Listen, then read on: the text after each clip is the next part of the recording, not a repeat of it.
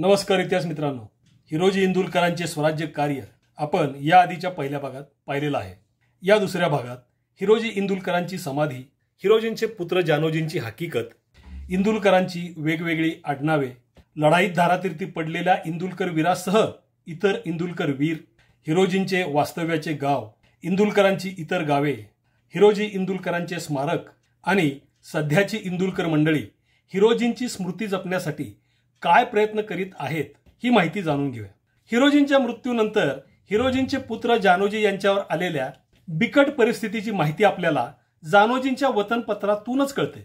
ज्यावेळी हिरोजींचा मृत्यू झाला तेव्हा करंजाच्या पाटीलकीचे कागदपत्र देखील गेले। यावेळी जानोजी केवळ 10 दिवसाचे तान्हे बाळ होते। 1689 मध्ये औरंगजेबाने छत्रपती शंभूराजांची क्रूरपणे हत्या केली। मागोमाग स्वराज्याचा सर्व प्रदेश मोगलांच्या अंमलाखाली गेला। यालाच इतिहासामध्ये मोगलाई झाली असे अनेक ठिकाणी म्हटलेले आहे। हिरोजींचे मुतालिक म्हणजे प्रतिनिधी जे वतनाची देखरेख करीत होते ते तिथून निघून गेले। लहानग्या जानोजींना घेऊन जानोजींच्या आई दौंडज या सासवड जवळच्या गावी राहायला गेल्या। हिरोजींच्या नंतर जानोजींच्याकडे आलेल्या करंजे गावच्या वतनाची देखरेख यावेळी हंसाजी इंदुलकर पाटील हे करीत होते। हंसाजींच्या मृत्यूनंतर एसजी पाटील हे जानोजींचा हिस्सा वहिवाटू लागले। 5-6 वर्षानंतर जानोजी करंजे गावी परतले तेव्हा एसजी आणि जानोजी यांच्यामध्ये पाटीलकीच्या थोरल्या मानाबद्दल म्हणजे वडीलपणाच्या हक्काबद्दल तंटा सुरू झाला। तेव्हा हिरोजींचे पुत्र जानोजी यांनी वतन खरेदीच्या पुराव्याचे कागद देऊन छत्रपती शिवरायांचे नातू छत्रपती शाहू महाराज यांच्याकडे तक्रार दाखल केली। छत्रपती शाहू महाराजांनी सर्व पुरावे तपासून पाहून एसजी इंदुलकरांचा वडीलपणाशी काहीही संबंध नसून तो हक्क जानोजींचाच आहे असा निकाल देऊन नवे वतनपत्र जानोजींना करून दिले। त्याचबरोबर शाहू छत्रपतींनी जानोजींना तुम्ही वडीलपण वंश परंपरेने अनुभवत जाणे आणि वतनाची सेवा करून तिथे सुखरूप राहणे अशी आज्ञा देखील केली होती। हे वतनपत्र ऑक्टोबर 1743 चे आहे। हिरोजींच्या मृत्यूनंतर जवळपास 60 वर्षांनी सर्व त्रास संपून अखेर जानोजींना छत्रपती शाहू महाराजांच्याकडून न्याय मिळाला। हिरोजींचे आडनाव शिवरायांच्या 1674 सालच्या पत्रात मूळ मोडी लिपीमध्ये हिंदलकर असे लिहिलेले आहे, तर 1675 सालच्या पत्रात ते इंदलकर असे आहे। नारायणपूरच्या सेटियाच्या यादीमध्ये हिरोजींचे आडनाव 2 वेळा इदलकर, 2 वेळा इंदलकर तर 2 वेळा इंडलकर असे आलेले आहे।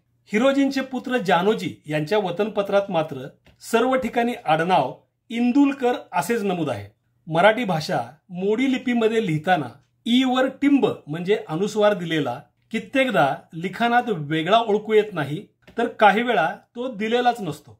रायगडाच्या जगदीश्वर मंदिराच्या पायरीवरील शिलालेखात वरच्या आणि खालच्या अशा दोन्ही ओळींमधील ई हे अक्षर मोडी लिपीमध्ये लिहिलेले आहे। खालच्या ओळीतील ई वर जो टिंब दिलेला आहे तो वरच्या ओळीतील त च्या दांड्याखाली त्या दांड्याला जोडूनच आहे, पण तिथे असलेल्या छोट्याशा खाचेमुळे आपण हे वेगळे ओळखू शकतो। आडनावामधील द च्या खालची आडवी दांडी नाहीशी झाल्यामुळे किंवा झिजून अस्पष्ट झाल्यामुळे द हा ट सारखा दिसतो आहे, म्हणजे हे आडनाव इंदळकर असे आहे।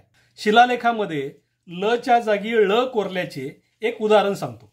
वेरूळच्या सुप्रसिद्ध श्री घृष्णेश्वर मंदिरावर शिवरायांचे आजोबा मालोजीराजे भोसले यांचा ते मंदिर जीर्णोद्धार केल्याचा शिलालेख आजही आहे। या शिलालेखात मालोजी भोसले हे नाव माळोजी भोसळे असे कोरलेले आहे। शिवरायांच्या कारकिर्दीतील पत्रांमध्ये आणि शिलालेखांमध्ये इंदुलकर असे आडनाव दिसत नाही, पण खुद्द हिरोजींच्या पुत्राच्या पत्रामध्ये मात्र इंदुलकर असेच नाव आहे। हेच आडनाव जास्त प्रचलित असल्याने मी देखील हिरोजींची माहिती सांगताना हेच आडनाव वापरलेले आहे। आता या सगळ्याचा निष्कर्ष काय, तर इदळकर इंदळकर, इदलकर इंदलकर, इंदुलकर इंदुळकर आणि इंडलकर ही सर्व आडनावे हिरोजींच्या नावाबरोबर जोडूनच येतात। तेव्हा हिरोजी इंदुलकरांच्या बाबतीत ही सर्व आडनावे एकच आहेत, कारण ती कागदपत्रात हिरोजींच्या सुभेदार, इमारती किल्ले रायगड या पदासह आलेली आहेत। जो काही फरक झालेला आहे तो ती अक्षरे मोडीमध्ये लिहिताना किंवा मोडी कागदांचे मराठीमध्ये भाषांतर करताना झालेला आहे। जानोजींची हकीकत आपण पाहिली। आता इंदुलकर घराण्यातील स्वराज्यवीरांचे योगदान जाणून घेऊया. हा इतिहास देखील जानोजींच्या वतनपत्रातच नमूद झालेला आहे.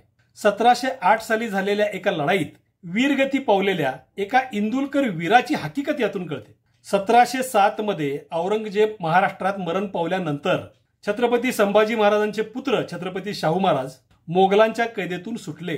ते तब्बल 18 वर्ष औरंगजेबाच्या कैदेत होते. मध्य प्रदेशात त्यांना मोगलांनी कैदेतून सोडले. तेव्हा तिथून शाहू महाराज महाराष्ट्रात यायला निघाले. त्यावेळी शाहू महाराजांना स्वराज्यातील अनेक महत्वाचे सरदार येऊन सामील झाले. यावेळी महाराष्ट्रात स्वराज्याचा सर्व कारभार छत्रपती राजाराम महाराजांच्या पत्नी महाराणी ताराबाई साहेब या पाहत होत्या. त्यांच्याच नेतृत्वाखाली मराठ्यांनी औरंगजेबाच्या प्रचंड मोगली सैन्याला फार जबरदस्त आणि अत्यंत यशस्वी असा प्रतिकार केला होता. त्यामुळेच औरंगजेबाच्या मृत्यूनंतर मोगल महाराष्ट्रातून ताबडतोब चालते झाले होते. छत्रपती शाहू महाराज महाराष्ट्रामध्ये दाखल झाले आणि ते साताऱ्याच्या रोखाने येऊ लागले. आता त्यांच्यात आणि महाराणी ताराबाई साहेबांच्यातच संघर्ष निर्माण झाला. नोव्हेंबर 1707 मध्ये झालेल्या राजगुरुनगर जवळच्या खेडकडूसच्या लढाईत शाहू महाराज विजयी झाले आणि लगोलग ते साताऱ्याला येऊन दाखल झाले. हा किल्ला त्यावेळी महाराणी ताराबाई साहेबांच्या पक्षाकडे होता. साताऱ्याचा किल्ला म्हणजेच अजिंक्यतारा किल्ला जिंकण्यासाठी शाहू महाराजांच्या सैन्याने गडाला वेढा घातला. जानेवारी 1708च्या पहिल्या आठवड्यात हा वेढ्याचा प्रसंग घडलेला आहे. अजिंक्यतारा गडावर शेख मीरा नावाचा किल्लेदार त्यावेळी होता. गडावरच्या सैन्यामध्ये जानोजी इंदुलकरांचे भाऊबंद हंसाजी इंदुलकर पाटील हे होते. जानोजींच्या तर्फे हेच हंसाजी जानोजी करंजाला नसताना करंजे गावचा जानोजींचा हिस्सा सांभाळत होते. गडावरील सैन्य आणि वेढा घालणारे शाहू छत्रपतींचे सैन्य यांच्यात लढाई झाली तेव्हा हे हंसाजी इंदुलकर ऐन धुमश्चक्रीत गोळी लागून वीरगती पावले. शिवरायांच्या स्वराज्याचे हक्कदार असलेल्या दोन बाजूंच्या संघर्षात वीरगती पावलेले हंसाजी इंदुलकर त्यांच्या स्वामींच्या बाजूने म्हणजे महाराणी ताराबाई साहेबांच्या बाजूने लढताना आपले प्राण खर्चून गेले. शिवछत्रपतींच्या दोन वारसांच्या मध्ये आपापसात झालेली ही लढाई होती. या लढाईत धन्याशी इमान आणि निष्ठा पाळणारे एक इंदुलकर वीर इंदुलकर घराण्याचा गौरव वाढवून काळाच्या पडद्याआड झाले. इंदुलकर घराण्यातीलच आणखीन एक महत्वाचे सरदार म्हणजे रंगोजी इंदुलकर. हे रंगोजी इंदुलकर 1724 साली प्रचंडगड म्हणजेच तोरणा किल्ल्याचे हवालदार अर्थात किल्लेदार होते. यांनी कानद खोऱ्याच्या झुंजारराव मरळ देशमुखांना दोन व्यक्तींच्या मध्ये लागलेला वाद निकालात काढण्यासाठी गडावर बोलवल्याचे एक पत्र उपलब्ध आहे. हेच रंगोजी इंदुलकर 4 वर्षानंतर म्हणजे 1728 साली त्यावेळच्या स्वराज्याच्या राजधानीचा गड असलेल्या अजिंक्यतारा किल्ल्याचे सरनोबत होते. हा छत्रपती शाहू महाराजांचा काळ होता. स्वराज्यातील अत्यंत महत्वाच्या अशा 2 किल्ल्यावरील अधिकारी असणे म्हणजे फार मोठे असे जबाबदारीचे काम होते. हे रंगोजी इंदुलकर कोणत्या गावचे याची माहिती उपलब्ध नाही, पण ते सातारा परिसरातील असावेत असा अंदाज आपण करू शकतो. त्यांची 2 पत्रे फक्त उपलब्ध आहेत. याशिवाय छत्रपती शाहू महाराजांच्याच काळात हरजी इंदुलकर हे एक नाव आपल्या इतिहासामध्ये नमूद आहे. हे हरजी इंदुलकर छत्रपती शाहू महाराजांच्या खास खेलीच्या म्हणजे हुजरातीच्या खाजगी किंवा एका अर्थाने अंगरक्षक दलात लढवय्ये म्हणून समाविष्ट होते. रंगोजी इंदुलकरांचे सरनौबत म्हणून उल्लेख असलेले पत्र आणि हरजी इंदुलकरांचा उल्लेख असलेले पत्र ही दोन्ही पत्रे श्री श्रीनिवास इंदुलकर यांच्या संग्रहातील आहेत आणि ती त्यांच्याच सौजन्याने आता आपण पाहिली. शिवरायांच्या राज्याभिषेकाच्या वेळी स्वराज्यातील प्रमुख आणि मातब्बर सरदारांची यादी सभासद बकरीमध्ये दिलेली आहे. यात पायदळावरील प्रमुख सरदारांच्या मध्ये दत्ताजी इडिलकर किंवा इतुलकर हे नाव आहे. हीच सरदारांची यादी शेडगावकर बकरीमध्ये देखील पुन्हा दिलेली आहे आणि इथे यांचे नाव दत्ताजी इदळकर असे नमूद आहे. आपण इदळकर, इंदळकर, इंडलकर ही एकच आडनावे आहेत हे हिरोजी इंदुलकरांच्या बाबतीमध्ये पाहिलेलेच आहे. तेव्हा हे दत्ताजी इदळकर दत्ताजी इंदलकरच असण्याची शक्यता सर्वात जास्त आहे. असे असेल तर हिरोजी इंदुलकर जेव्हा रायगडाच्या बांधकाम खात्याचे प्रमुख होते तेव्हा दत्ताजी इदळकर हे शिवछत्रपतींच्या पायदळात अत्यंत महत्वाच्या अशा सरदार पदावर होते हे दिसते. हिरोजी इंदुलकर हे लढायामध्ये सामील झाल्याचे उल्लेख अजून आढळलेले नाहीत. ते किल्ल्यांसह अनेक प्रकारची बांधकामे करण्यामध्ये निष्णात असल्यामुळे आणि शिवरायांची दुर्ग निर्मिती आणि दुर्गांची दुरुस्ती सतत मोठ्या प्रमाणावर चालू असल्याने हिरोजींसारख्या कुशल इंजिनियर व्यक्तीला शिवराय लढाईवर पाठवतील हे काही शक्य वाटत नाही, कारण अशा व्यक्तींचे कौशल्य बांधकामासाठीच शिवराय वापरत असणार हे आपण समजू शकतो. आता आपण हिरोजी इंदुलकरांची समाधी कुठे आहे का या प्रश्नाकडे वळूया. गेल्या 5-6 वर्षापासूनच मी हिरोजी इंदुलकरांची समाधी कुठे आहे, इंदुलकर कोणकोणत्या गावी आहेत, हिरोजी इंदुलकरांची वंशावळ आहे का, इंदुलकर मंडळींच्याकडे आणखी काही जादा माहिती पुराव्यांसह आहे का, याचा शोध घ्यायला सुरुवात केलेली होती. यासाठी जानोजींच्या पत्रात आलेली आरे व करंजे ही गावे जास्त महत्वाची होती, पण त्याबरोबरच साताऱ्याजवळचे कळंबे आणि सासवड परिसरातील वाघापूर, दौंडज व टेकवडी अशा 6 गावी मी गेलो होतो. तेथील समाधीस्थळे व इतर जुने अवशेष पाहून, तेथील इंदुलकरांना प्रत्यक्ष भेटून यासंबंधी जी माहिती मी गोळा केली होती ती आता सांगतो. हिरोजी इंदुलकरांचा मृत्यू झालेले आरे हे गाव सातारा परळी रोडवर डावीकडे आहे. या गावात इंदुलकरांचे एकच घर आहे आणि हे इंदुलकर 40-50 वर्षापूर्वी या गावी वास्तव्याला आलेले आहेत.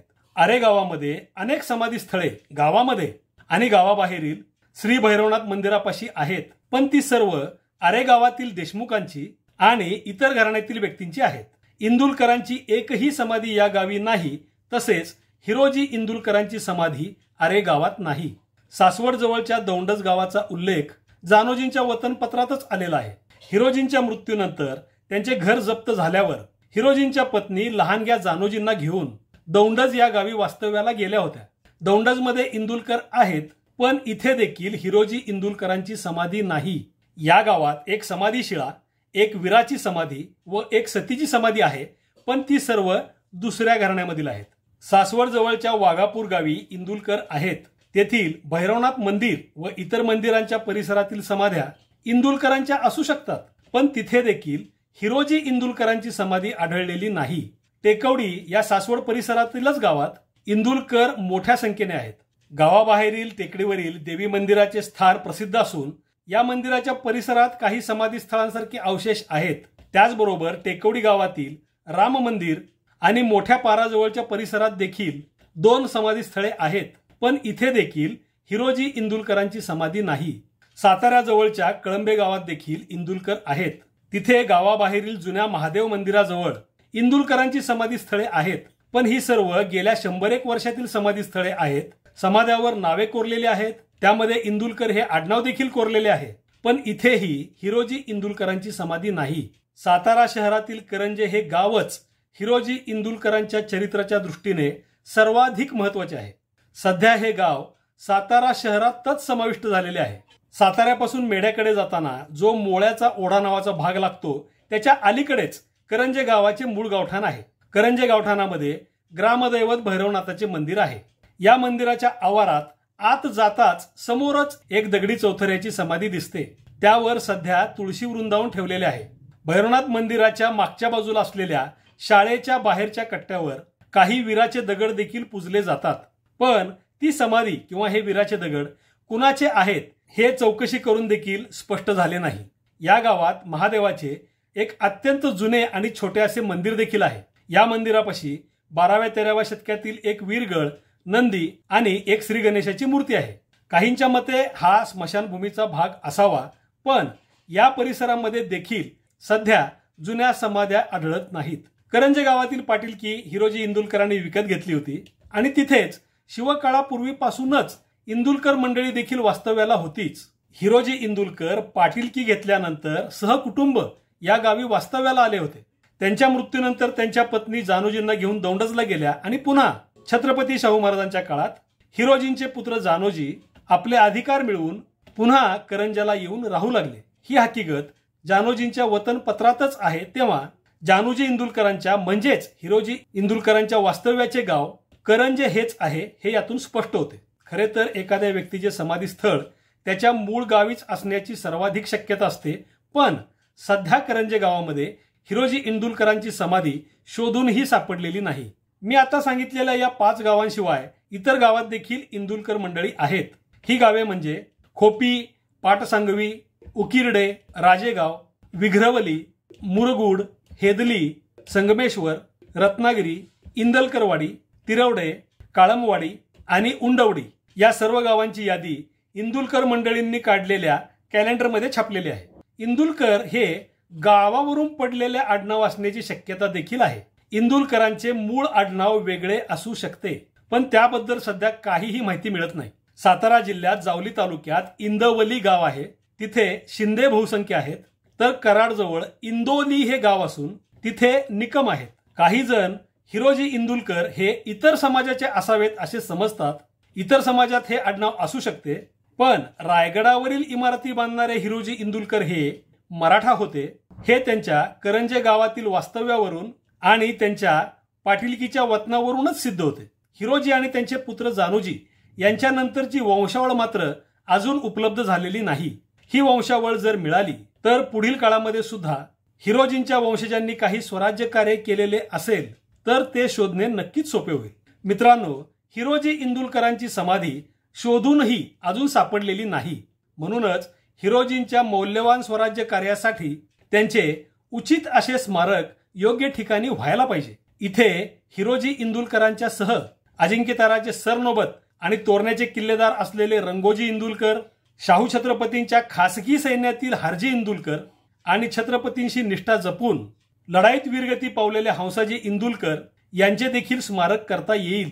हिरोजींचे स्वराज्य कार्य नेमके काय होते आणि ते किती मौल्यवान होते हे या स्मारकाच्या माध्यमातून सर्वांसमोर सविस्तर, प्रभावीपणे व नीटपणे मांडता येईल. दुसरे म्हणजे एकाच ठिकाणी सर्व इंदुलकर वीरांची माहिती इथे येणाऱ्या शिवभक्तांना एकत्र मिळेल. मी याआधी सांगितलेल्या 18 गावातील सर्व इंदुलकर मंडळींनी एकत्र येऊन हिरोजी इंदुलकरांच्या नावे प्रतिष्ठान स्थापन केलेले आहे. ही इंदुलकर मंडळी पुण्यात होणाऱ्या शिवस्वराज्य रथ सोहळ्यात हिरोजी इंदुलकरांचा रथ घेऊन अभिमानाने सामील होतात. सर्वच इंदुलकर मंडळींना आणि शिवराय भक्तांना देखील हिरोजी इंदुलकरांच्या स्वराज्य कार्याबद्दल अत्यंत अभिमानच आहे. एक इंजिनियर आणि दुर्ग अभ्यासक म्हणून हिरोजींच्या दुर्ग बांधणीच्या कार्याला माझे देखील मनोमन नमनच आहे. हिरोजी इंदुलकरांच्या स्वराज्य रथावर छत्रपतींशी निष्ठा हीच आमची प्रतिष्ठा हे ब्रीदवाक्य आहे.